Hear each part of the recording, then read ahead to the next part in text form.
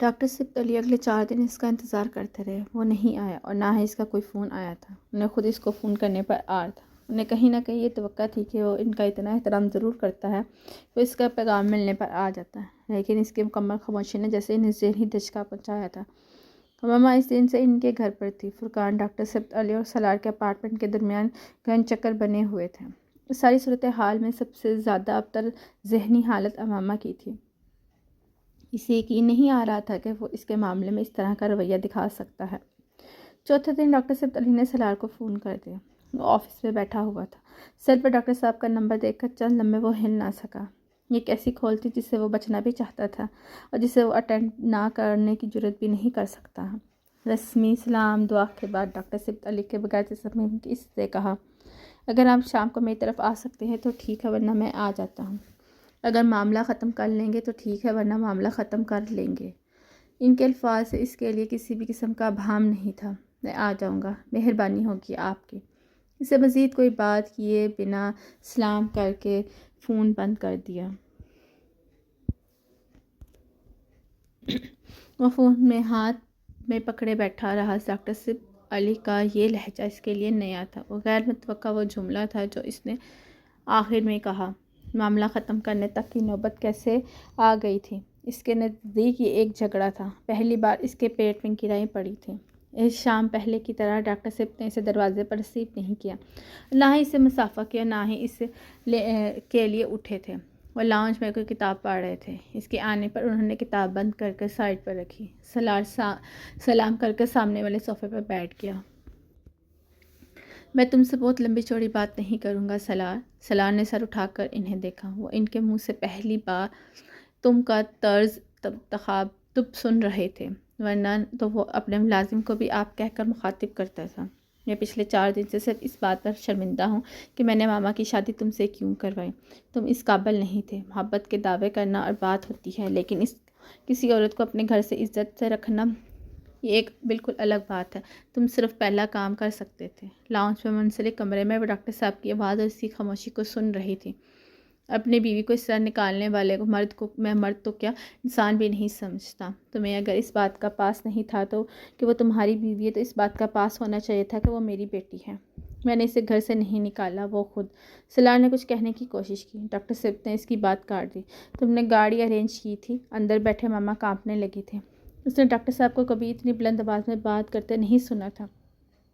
تمہاری جرأت کیسے ہوئی کہ تم اس کے کردار کے بارے میں بات کرو؟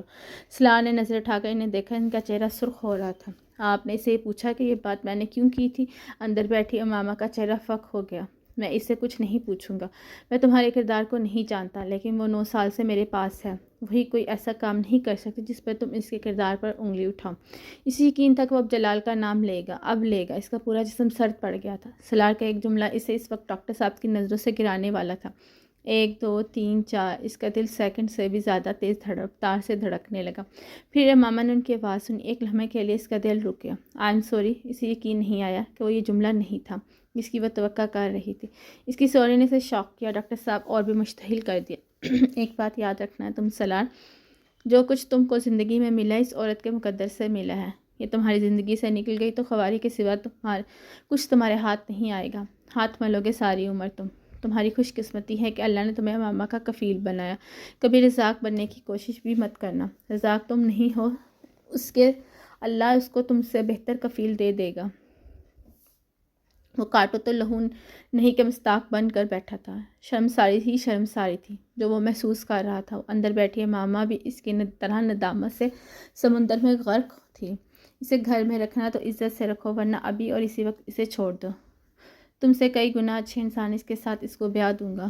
میں آپ سے اس سے بہت شرمندہ ہوں۔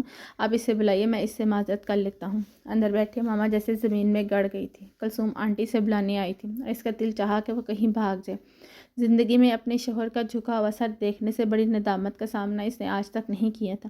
میں بہت زیادہ معذرت خواہ ہوں۔ جو کچھ ہوا نہیں ہونا چاہیے تھا، جو کچھ کیا غلط کیا مجھے ایسا نہیں کرنا چاہیے تھا۔ سالار نے نظر اٹھائے بغیر اس کے بیٹھتے ہی کہا۔ ماں کے رنج میں کچھ اور اضافہ ہوا۔ آج سالار کے ساتھ زیادتی ہوئی تھی اور اس کی ذمہ دار وہ خود کو ٹھہرا رہی تھی۔ بیٹا آپ جانا چاہیں تو چلی جائیں اور نہیں جانا چاہیں تو۔ ڈاکٹر صاحب نے اس سے کہا۔ نہیں میں جانا چاہتی ہوں۔ اسے اپنی آنکھیں رگڑتے ہوئے کہا۔ ٹھیک ہے پھر اپنا سامان پیک کر لیں۔ ڈاکٹر صاحب نے اس سے کہا۔ وہ اٹھ کر اپنے کمرے میں آ گئی، اس نے سامان بیگ میں رکھا۔ ڈاکٹر صاحب اماں کے اٹھتے ہی اسٹڈی روم سے چلے گئے اور وہ سر جھکائے بیٹھا رہا۔ بیٹا کھانا لگاؤں؟ کلثوم آنٹی نے جیسے ماحول بہتر کرنے کی کوشش کی۔ نہیں، میں کھانا کھا کر آیا تھا۔ اس نے اب بھی نظریں نہیں اٹھائی، وہ نظریں اٹھانے کے قابل ہی نہیں رہا تھا۔ ملازم سافٹ ڈرنک کا ایک گلاس سے دے کر گیا۔ سلار نے چند گھونٹ لے کر گلاس واپس رکھ دیا۔ ماما کو پیکنگ میں 5 منٹ سے زیادہ نہیں لگے تھے۔ سلار نے کھڑے ہو کر خاموشی سے اس کا بیگ لے لیا۔ ڈاکٹر صاحب بھی ان کو گاڑی تک چھوڑنے آئے تھے، لیکن ہمیشہ کی طرح سلار سے اس بار بغل گیر نہیں ہوئے۔ گاڑی کے سڑک پر آنے تک دونوں میں کوئی بات نہیں ہوئی۔ پھر سلار نے کہا، میں شرمندہ ہوں کہ میں نے تمہارے ساتھ غلط رویہ اپنایا۔ سلار، میں تم سے بہت شرمندہ ہوں، مجھے پتہ نہیں تھا کہ ابو کو غصہ آ جائے گا، انہوں نے تمہارے ساتھ۔ سلار نے اس کی بات کاٹتے ہوئے کہا۔